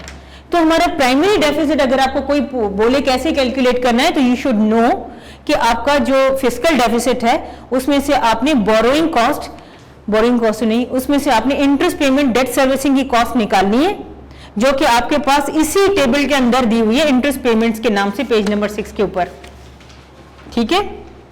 आपने ये अमाउंट जो मैंने आपको टिक करवाया था वो माइनस करना है, प्लस प्रोविंशियल शेयर भी आपने ऐड करना है। पेज नंबर 8 पे इसकी बाइफर्केशन की हुई है, then you are going to get this, ठीक है। यहां पे सिर्फ आज तक हम होल्ड करेंगे फिस्कल एंड प्राइमरी डेफिसिट के ऊपर, कल हम थोड़ा सा रेवेन्यू डेफिसिट, थोड़ी सी ट्रेड डेफिसिट के ऊपर बात करेंगे, थोड़े से कल एमसीक्यूज भी मजीद करेंगे इंशाल्लाह। I will give you a 10 minutes break, 5 minutes break in fact, क्योंकि आपके पास फिर मगरिब कब है जी। अब क्या पूछेंगे आपसे पूछेंगे कि फिस्कल डेफिसिट कितने परसेंट से गिरा है, कितने परसेंट इंक्रीज हुआ है, कितने परसेंट। देखिए फिस्कल डेफिसिट डिक्रीज होगा। अब आपको फिस्कल डेफिसिट का मतलब पता है, यू विल नो कि भाई हाँ ठीक है फिस्कल डेफिसिट कम हुआ, this mean it's a good thing कि हमारा डेफिसिट कम हुआ है। अब कितने परसेंटेज से कम हुआ ये हम कल सीखेंगे, परसेंटेज कैसे निकालेंगे। पहले फिस्कल डेफिसिट कितना था, हम कंपैरिजन ऐसे नहीं करते कि अभी फिस्कल डेफिसिट इस माह इतना है और 3 माह के बाद अभी इतना है, 3 माह पहले ये था। फिस्कल डेफिसिट ऑफ अभी क्या है, सितंबर है, हम कंपेयर करेंगे सितंबर ऑफ लास्ट ईयर। 21-22 दोनों को काउंट करके बनाते हैं साल के, हाँ, 5 साल के लिए बनाते नहीं, एक साल के लिए। देखिए how do we calculate the tax, how do we know कि कौन से ईयर है। हम लोग काउंट करते हैं, अगर मैं बोलूँ 1920 तो आप समझ जाएंगे मैं टैक्स ईयर 20 की बात कर रही हूँ। 21-22 तो मैं 22 की बात कर रही हूँ, ठीक है। 20-21 तो आपको सब पता होना चाहिए, 21 की बात कर रही हूँ। जब हम ट्रेंड एनालिसिस करेंगे स्पेसिफिकली टैक्सेस के अंदर भी हम करते हैं, हम विदहोल्डिंग टैक्सेस के अंदर भी करते हैं, बहुत सारे टैक्सेस में करते हैं, ठीक है। तो हम कंपेयर करें सितंबर 2021 में विदहोल्डिंग की ये परफॉर्मेंस थी, अब सितंबर 2020 में ये थी। हमने इंप्रूव किया नहीं किया, यहां से परसेंटेज निकालेंगे। अब ये तो हो गया सिर्फ एफबीआई की बात हो गई। अब हम यहाँ पे आते हैं, हम अपने नेशनल लेवल पे बात करते हैं। Fiscal deficit in September was this, now the fiscal deficit in this part is like this. माज आपने भेजी पिक्चर ग्रुप में, मैं फिर भी वर्बली भी बताऊंगी। एक छोटी सी बात करना चाहती हूँ।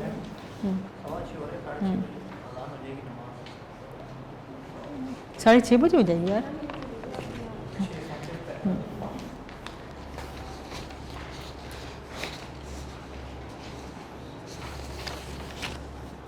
मैं एक चीज कुछ आपको बताना चाह रही हूँ। टेबल 1 मैंने दी है, those who are not included in the WhatsApp, थोड़ा सा मेरे साथ सब्र के साथ आज 2 मिनट पढ़ लें। आपको व्हाट्सएप पे ऐड करके we are going to I review it again in the next class. ये मैंने macro economic indicators Pakistan bureau of statistics की वेबसाइट से लिया है, वहाँ पे आप जा सकते हैं, चेक कर सकते हैं, बल्कि मैं ही आपको PDF दे दूंगी, आई हैव द PDF, ठीक है। उसमें आपके 1951 से लेकर 2021 तक की GDP बताई हुई है, ठीक है। और ये उन्होंने बड़े एक ही पेज के ऊपर उन्होंने GDP यहाँ से यहाँ तक बताई हुई है। Please don't go on to other factors, भाई GDP एग्रीकल्चर क्या मैन्युफैक्चर, उसको अभी आप नहीं देखें, सिर्फ कंपेयर करें पिछले 5 साल की। आज इस वक्त 2021 की सोफार GDP का कैलकुलेट हुई है, GDP ग्रोथ रेट है, GDP itself is in currency, ठीक है, 3.94, ठीक है। पिछले टाइम का आपके पास ग्रोथ रेट तो था ही नहीं, तो हमने माइनस में हमारी फिगर दी -0.47। उससे पहले 2018-19 यानी कि 2019 के टैक्स ईयर में 2.08 के ऊपर GDP गई है थी। अब हमने क्या हुआ है, हमारी इमरान खान की गवर्नमेंट से काउंट करती हूँ मैं, ठीक है। जो इमरान खान के फैंस हैं उनको मैं कहूँगी कि थोड़ी देर मुझे बर्दाश्त कर लें, जो नहीं है उनको वैसे ही मज़ा आएगा, ठीक है। 2000 आई थिंक 18 ऑनवर्ड्स ये सारी चीज़ें हुई हैं। तो 2017-18 यानी टैक्स ईयर 2018 5.53 है GDP ग्रोथ रेट। उसके बाद 2019 के अंदर 2.08 यानी 5.53 से गिरी है, ठीक है। 2.08 से फिर माइनस में गई है 2019, इसमें उनका कोई कसूर नहीं क्योंकि कोविड ने सबको हिट किया है, -0.47। उसके बाद 21 में उन्होंने जंप मारे 3.94, not bad, it's a good thing actually, it's a good great initiative कि हमने ग्रो किया है अपनी पिछली ग्रॉस डोमेस्टिक प्रोडक्ट से जो हमारी पिछले सालों में थी, ठीक है। अब घर जाइएगा, डॉक्यूमेंट भी देखिएगा, आपको अंदाजा हो जाएगा, एटलीस्ट इस साल के पिछले साल की पता हो तो आपसे पूछिए भाई कितने % बढ़ी, आपको पता होना चाहिए, ठीक है। सो इंशाल्लाह let's meet in the next class. थोड़ा 5 मिनट का ब्रेक लें, थोड़ा सांस लें, उसके बाद सर आपको वैसे ही इतने अच्छा पढ़ाएंगे कि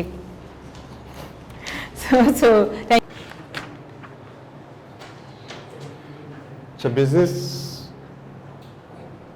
जो है बहुत सारी नेचर का हो सकता है, ठीक है। अब बिजनेस जो है आपके जहन में सिर्फ ये नहीं आना चाहिए कि आप जो है सेल परचेस कर रहे हैं गुड्स की, ठीक है। बिजनेस में प्रोफेशन भी आता है, ठीक। और इसमें लिखा हुआ है एडवेंचर, प्रोफेशन, मैन्युफैक्चर। किसी का काम सिर्फ समझाने के लिए कि किसी का अगर काम ये है कि वो पहाड़ों पे जाके पत्थर चुनता है, वो कीमती पत्थर ढूंढता है, तो उसका बिजनेस वो है, वो उसके ऊपर टैक्स देगा, समझ रहे हैं। तो ये एडवेंचर में भी आता है, ठीक। तो इसमें लिखा हुआ है इंक्लूड्स ट्रेड, बेचना खरीदना, ठीक है। ट्रेड, मैन्युफैक्चर,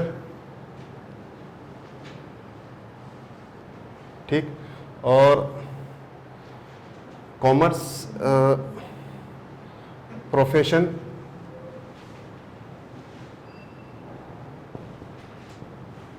एडवेंचर, ठीक, और ये इसमें शामिल है। अच्छा, इसमें हम बिजनेस जो है सिर्फ कॉन्फाइन नहीं करेंगे कि हम जो है गुड्स बेच रहे हैं और ख़रीद रहे हैं, इसमें सर्विसेज भी आ सकती हैं।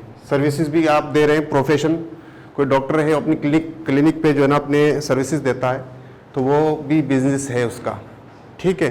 तो इसमें गुड्स भी हो सकती है और सर्विसेज भी हो सकती है,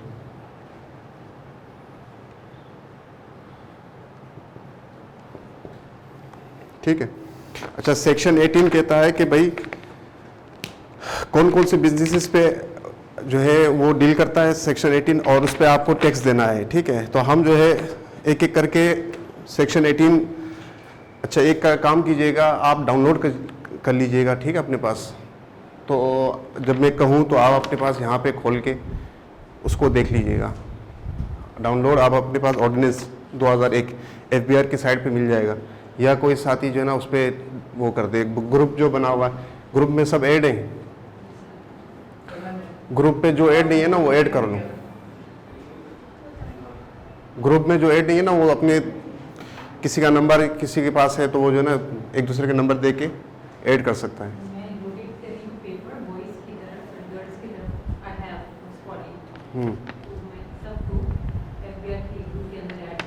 ठीक है, ठीक है।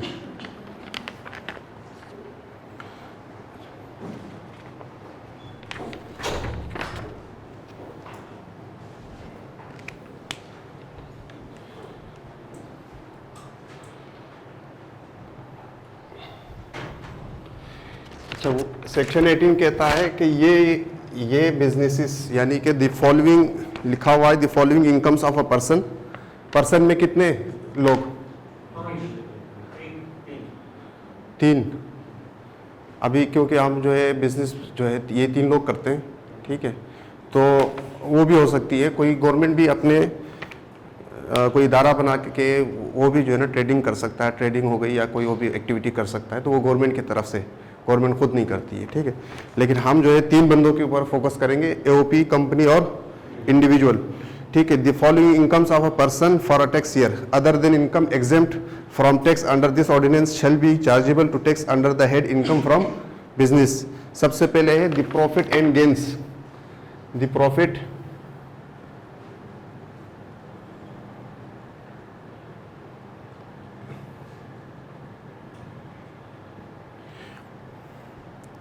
of any business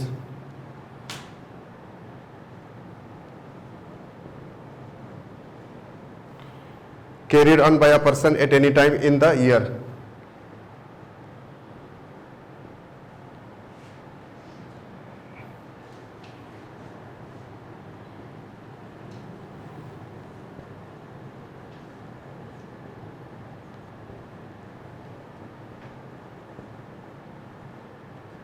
ठीक, the profit and gains, profit जो बंदा, कोई भी बंदा, 3 बंदे, उसमें वो प्रॉफिट कमाता है या गेन या प्रॉफिट के लो, तो उसके ऊपर वो क्या देगा? टैक्स। अंडर द हेड किस पे? इनकम फ्रॉम बिजनेस, ठीक है। तो प्रॉफिट एंड गेन्स इसमें ये तीनों बंदे आ गए, तीनों बंदे कर सकते हैं कि प्रॉफिट इनका भी हो सकता है, ठीक है। इंडिविजुअल भी बिजनेस करता है, AOP भी करती है और कंपनी भी करती है।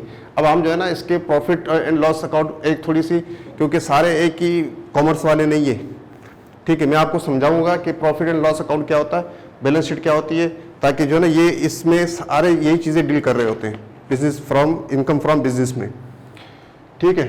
तो ये गेन जो है अपने जेहन में रखिएगा, प्रॉफिट एंड गेन्स कैसे टैक्स होता है, इनकम फ्रॉम बिजनेस इसको क्या कहते हैं। और उसमें सेक्शंस में लिखा हुआ एग्जेम्प्ट, तो एग्जेम्प्ट कितनी थी इनकम फ्रॉम बिजनेस? 4 लाख, सही है, बेसिक एग्जेम्पशन 4 लाख, ठीक। ये आप जेहन में रखिएगा, profit and gains of any business carried on by a person at any time in the year, ठीक है। अब हम जो है एक प्रॉफिट छोटा सा बनाते हैं, profit and loss.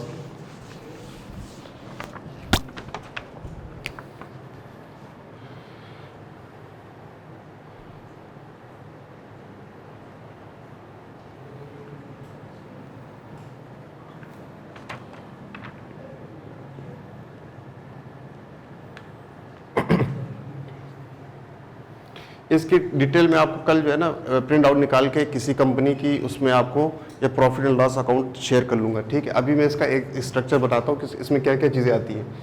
Profit and loss से क्या लगता है कि भाई या तो प्रॉफिट क्या होगा या लॉस क्या होगा कंपनी ने, ठीक। अब इसमें सबसे पहले सेल्स आती है, सेल्स रेवेन्यू, ठीक। हमें थोड़ा सा समझना पड़ेगा इस सेक्शन के लिए अकाउंटिंग, बेसिक अकाउंटिंग बहुत ज़्यादा समझने की ज़रूरत नहीं है, सिर्फ बेसिक अकाउंटिंग इस सेक्शन के लिए ज़रूरी है कि आप जो है जब MCQs पूछा जाए तो आपको बेसिक कंसेप्ट क्लियर हो तो आप बता सकें, ठीक है, उसके बगैर आप नहीं बता सकेंगे, ठीक। सेल्स,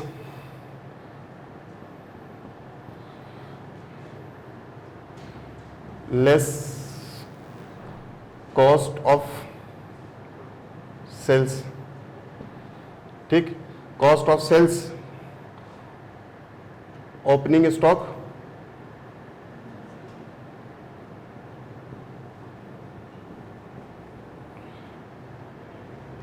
कॉस्ट ऑफ सेल्स जो है इसमें क्या क्या चीजें आती है, opening stock, purchases, add purchases,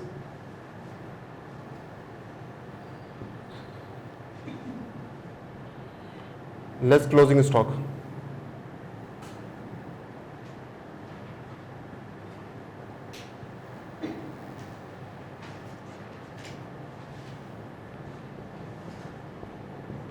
accounts में या इकोनॉमिक्स में मैडम ऐसे ही है कि हम जब माइनस करते हैं तो ब्रैकेट का निशान लगाते हैं, ठीक है, तो ये आपके पास कॉस्ट ऑफ सेल आएगा,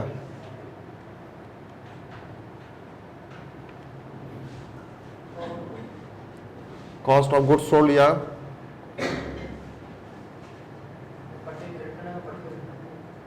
ठीक, वो तो फिर काफ़ी चीज़ें काफ़ी है मेरा, सिर्फ बेसिक समझे आप, ठीक है। ये आपके पास ये ए, ये बी, ठीक,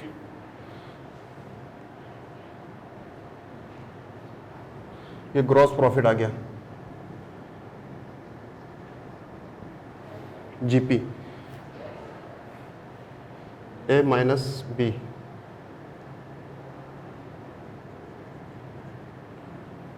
ठीक, ग्रॉस प्रॉफिट या ग्रॉस लॉस,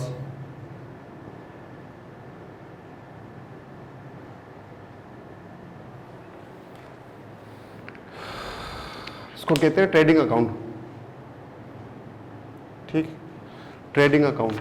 इसमें आपके पास जो आप प्राइमरी जो बिजनेस कर रहे होते हैं, सेल्स या परचेजेस, ठीक, हम जो है एग्जाम्पल ले रहे हैं कि हम इस कंपनी में हम गुड्स सोल्ड कर रहे हैं, गुड्स ट्रेडिंग कर रहे हैं, ट्रेडिंग अकाउंट है, ठीक है, खरीद के बेचते हैं, तो वो हम इस अकाउंट इस एग्जाम्पल में उसी को कंसिडर करके हम आगे लेके चलते हैं, ठीक है। आपने सेल्स की, ठीक, सेल की, इसमें से इस सेल्स में से कॉस्ट ऑफ सेल्स माइनस करेंगे, समझे, इस सेल्स में से कॉस्ट ऑफ सेल्स माइनस करेंगे। कॉस्ट ऑफ सेल्स का फार्मूला है ओपनिंग स्टॉक, कि भाई साल के शुरू में आपके पास स्टॉक कितना था और ड्यूरिंग द ईयर आपने कितना परचेजेस किया, ठीक है, और ईयर एंड पे 30 जून 2000 फॉर एग्जांपल आज की डेट है 30 जून 2021 को क्लोजिंग स्टॉक कितना बचा, ठीक, इसको आपस में प्लस माइनस करके आपके पास ये फिगर आ जाएगी, ठीक है। तो ये सेल्स में से कॉस्ट ऑफ सेल्स जो हमने ये निकाली, ठीक, ये फिगर आ गई, सेल्स में से कॉस्ट ऑफ सेल्स माइनस करेंगे, हमारे पास ग्रॉस प्रॉफिट आएगा, ठीक है। अच्छा, हम आगे जो है इसमें एडमिन एक्सपेंसेस, सेलिंग एक्सपेंसेस,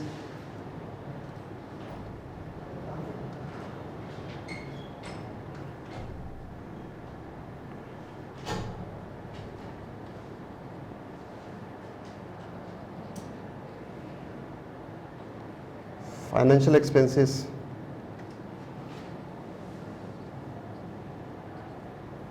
ये भी माइनस करेंगे जीपी में से,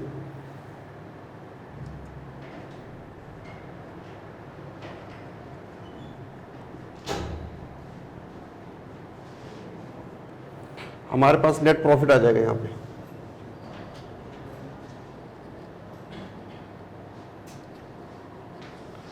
नेट प्रॉफिट, ठीक है, या लॉस,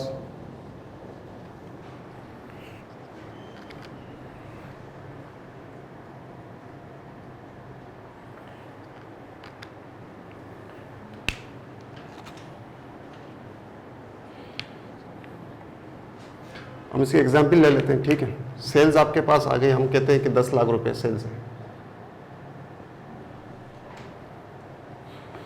ओपनिंग स्टॉक 2,05,000, ठीक। परचेजेस ड्यूरिंग द ईयर कितनी की आपने? 1,00,000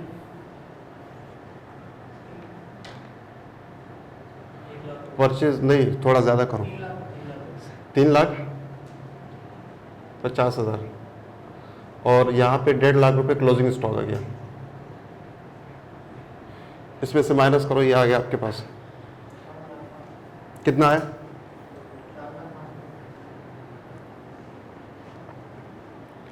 कितना?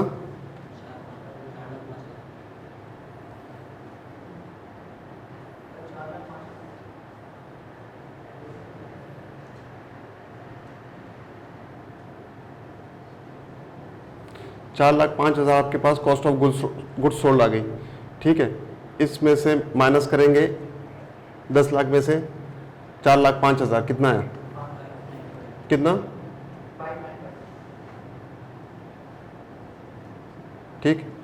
अच्छा, एडमिन, सेलिंग और फाइनेंशियल एक्सपेंसेस हम ले लेते हैं कि भाई एडमिन एक्सपेंसेस हैं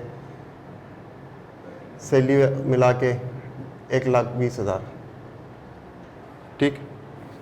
और सेलिंग एक्सपेंसेस है 50,000, फाइनेंशियल एक्सपेंसेस है 30,000, कितना आया?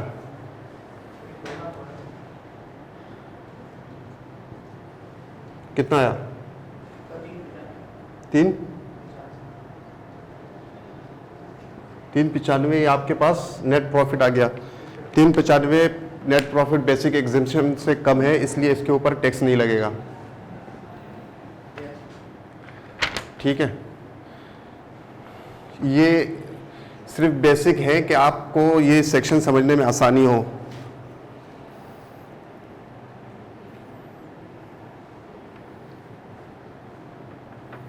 ये गेन है, ये जो हमने कहा था पहले कि the profits and gains of any business carried on by a person at any time in the year is taxable under the head from income from business, ठीक है।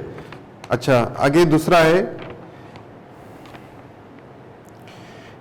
Any income derived by any trade professional और similar association from the sale of goods और provision of services to its members, ठीक है।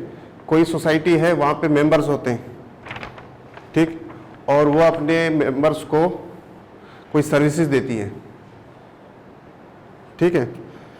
तो अपने members को services देती है तो वो भी टैक्सेबल होगा under head income from business में। फॉर एग्जांपल जिम खाना की income, for example Hyderabad club की इनकम, ऐसे ही बहुत सारे सोसाइटीज़ बनी हुई है, ठीक है। तो वो किस में आ जाएंगी? इनकम फ्रॉम बिजनेस में। अपने ही मेंबर्स को सर्विसेज देते हैं और उससे इनकम जनरेट करते हैं। जिम खाना तो आउटसाइडर को भी देता है, ठीक है, लेकिन यहाँ पे लिखा हुआ है आउटसाइडर भी होगा, प्लस अगर अपने ही सिमिलर अपने ही मेंबर्स को सर्विसेज दे रहा हो तो वो भी इनकम फ्रॉम बिजनेस में चार्ज होगा। हायर और लीज का बिजनेस, ठीक है, लीजिंग जो है वो भी इनकम फ्रॉम बिजनेस, ठीक। अच्छा, ये हम लिख लेते हैं मेरा ख्याल में।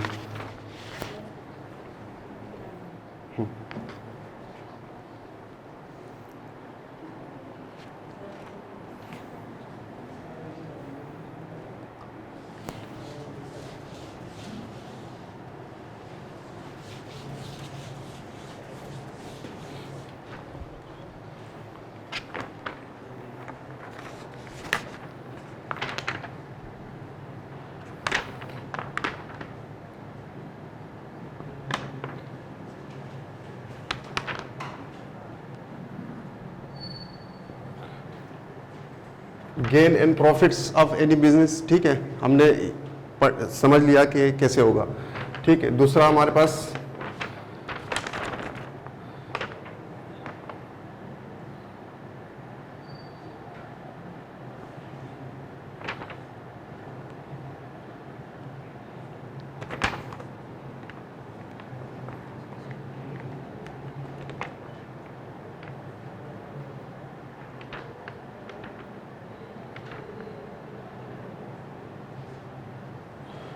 अच्छा, सोसाइटी कह लें या कुछ भी, इसमें लिखा हुआ any income derived by any trade professional और similar association from the sale of goods.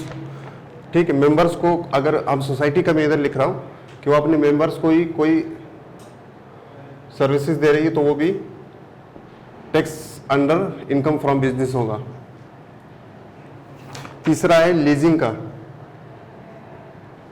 Lease out करके प्रॉपर्टी लीज, ठीक है, और मूवेबल एसेट्स, ठीक, कोई गाड़ी लीज आउट करते हैं जैसे बैंक्स वगैरह करते हैं, उनका काम है इनका इस चीज़ का, तो वो लीजिंग भी इनकम फ्रॉम बिजनेस होगा। ठीक है, अच्छा, नंबर 4 जो है मैं आपको डिस्कस नहीं कर रहा, इसको जो है आप छोड़ें फिलहाल, क्योंकि इसमें काफ़ी, क्योंकि आपका हैंड आउट नहीं है, आप कंफ्यूज हो जाएंगे इसमें। कल मैं इसको दोबारा आपको करवा देता हूँ कि fair market value of any perquisite, ठीक है, कि दो प्रोफेशंस, दो भी रिलेशनशिप में आपस में है, किसी बिजनेस रिलेशनशिप की वजह से किसी को कोई बेनिफिट मिलता है। फॉर एग्जांपल के किसी बैंक को से किसी ने लोन लिया है, किसी कंपनी ने या किसी बंदे ने, और लोन लिया था फॉर बिजनेस पर्पजेस के लिए। अब वो बैंक जो है, कोई स्कीम आ गई, पहले होता था स्कीम आ गई, वो वेव कर देते हैं, डिफ़ॉल्ट कर जाते हैं लोग, तो वेव कर देते हैं, छोड़ देते हैं। तो उस पर इतना जितना उसको बेनिफिट हुआ, फॉर एग्जांपल कि भाई उसको वो 10 लाख रुपए देने थे, तो उसने 2 लाख रुपए दिए, 8 लाख रुपए उसको वेव हो गए, माफ़ हो गए, तो वो जो 8 लाख रुपए हैं वो भी उसके इनकम में ऐड होंगे, इसकी इनकम है। ठीक है, इसको मैं आपको टोटल एग्जाम्पल के साथ कल कराऊंगा। अच्छा, management fee drive by management company,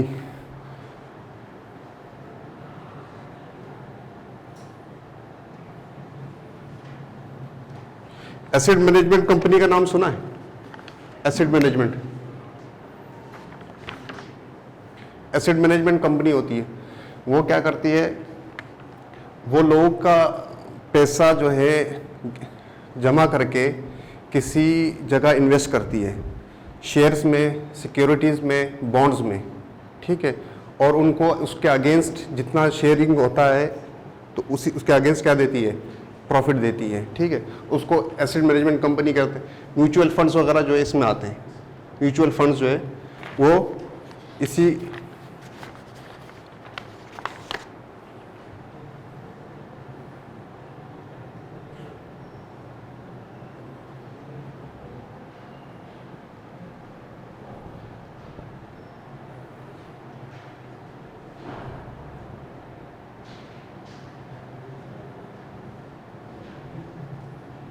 ये है म्यूचुअल फंड्स। ठीक है, management fee by a management company, example है म्यूचुअल फंड्स का।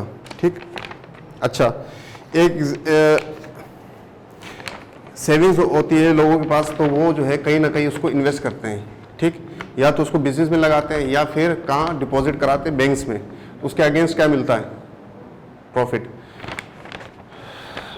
अच्छा, अब एक बंदा जो प्रॉफिट मिल रहा है तो वो उसका काम नहीं है, बिजनेस नहीं है, वो उसको बताया गया है, एक्सक्लूसिवली उसको बताया गया है कि वो इनकम फ्रॉम अदर सोर्सेज में ट्रीट होगा, इनकम फ्रॉम अदर सोर्सेज। लेकिन बैंक जो है जब इंटरेस्ट इनकम अर्न करता है, हम भी इंटरेस्ट इनकम अर्न करते हैं, ठीक है, एक इंडिविजुअल करता है, तो इंडिविजुअल की ट्रीटमेंट अलग है, बैंक कंपनी कह ले उसको तो उसकी ट्रीटमेंट अलग है। बैंक का काम यही है कि वो इंटरेस्ट पे लेंडिंग करे और बोरोइंग करे। ठीक है, तो उसका काम है, तो बैंक नेचर ऑफ बिजनेस है उसका, तो वो किस में जाएगा, इनकम फ्रॉम बिजनेस में। ठीक है,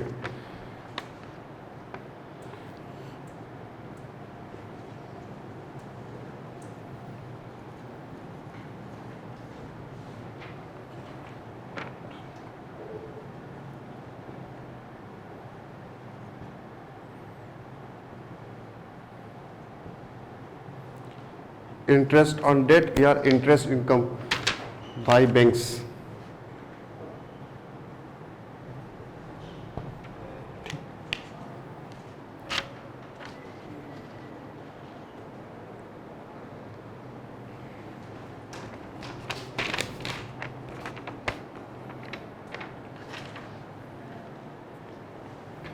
यहाँ तक किसी को कोई बात समझ में नहीं आई हो बताएं क्वेश्चन। सर एक जो आपने बात करी ना कि अगर बैंक वेव ऑफ करने जाए रिमेनिंग अमाउंट तो वो इनकम में जाएगा, तो इंडिविजुअल के लिए तो क्या होगी, क्योंकि सर बैंक के लिए तो बैटेड हो गया ना। बैंक के लिए बेडेड होगा, जिसको फायदा मिला है ना वो इंडिविजुअल हो, हाँ, तो वो अपने किस चीज़ का मतलब इंडिविजुअल अपने बिजनेस इनकम।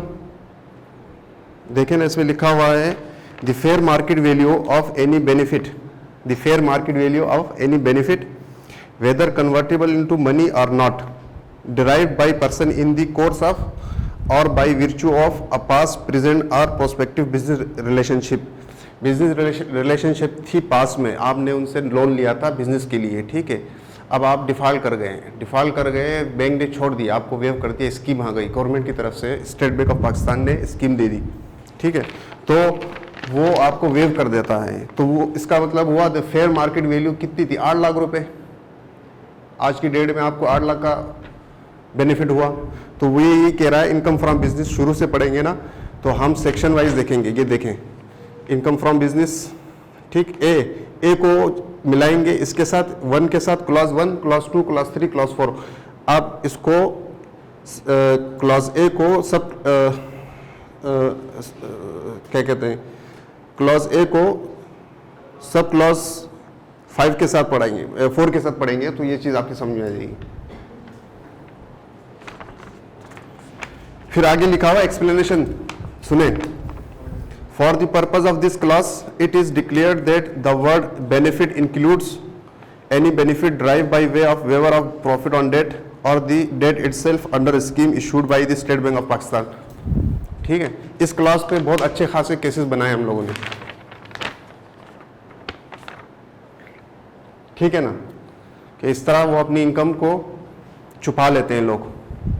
तो इस क्लास के ऊपर आपको अगर टैक्स कहता है कि आपको कोई बेनिफिट भी मिला हो in the form of waiver of debt, ठीक है, अंडर स्कीम के तहत हो या विदाउट एनी स्कीम, तो वो जो है इनकम आपकी ट्रीट होगी under the head income from business, ठीक है। यहाँ तक समझ में आ गया सबके। बाकी कल तक इंशाल्लाह इसको दोबारा आगे इसको बढ़ाते हैं।